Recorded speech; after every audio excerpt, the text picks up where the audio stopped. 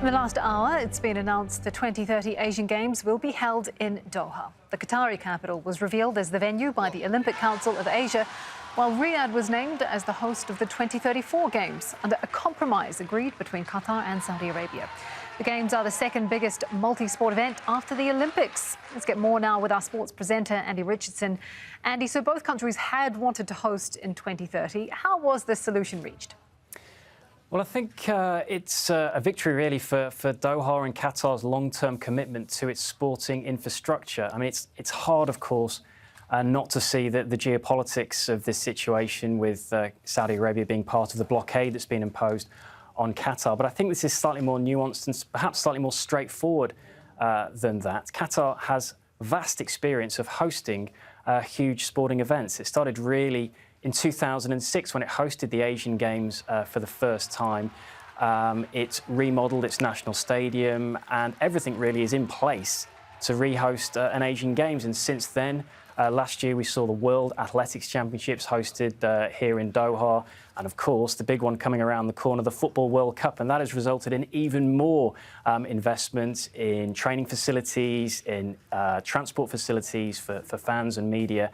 So it's already there. And the scale of this event is hard to understate. It is the second biggest multi-sport event after the Olympics. It will involve 10,000 plus athletes.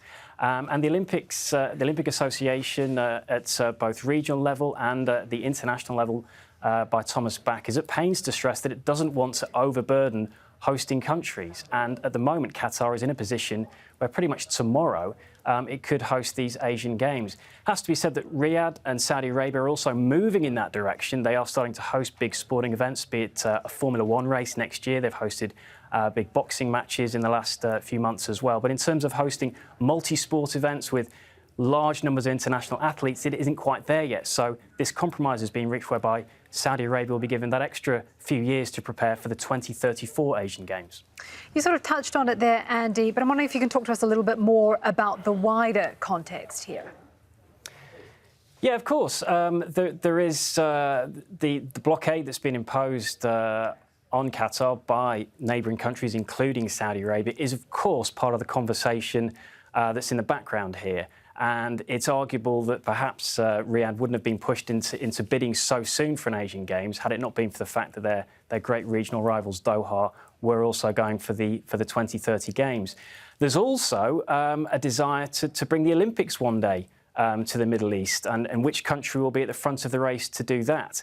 Now, Doha is very keen to put itself forward for 2032. It's bid a couple of times in the past.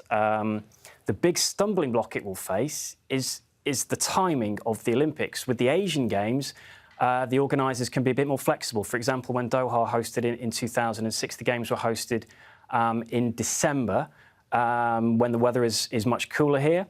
The Olympics, they are very sort of determined to always have the Olympics hosted June, July, August. Number of reasons for that. One of the main reasons being that the main source of income for the Olympics is a huge contract they have with NBC in the United States.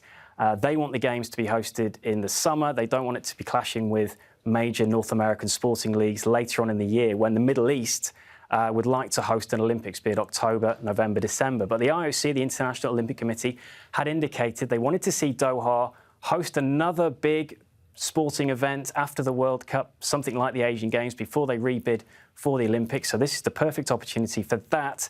What Doha will want is some kind of commitment that there is some wiggle room as to when they can host the Olympics. But 2032 is a very realistic bid schedule now for Doha to try and bring the Olympics to the Middle East for the first time as well. OK, thank you for that. Sports presenter Andy Richardson.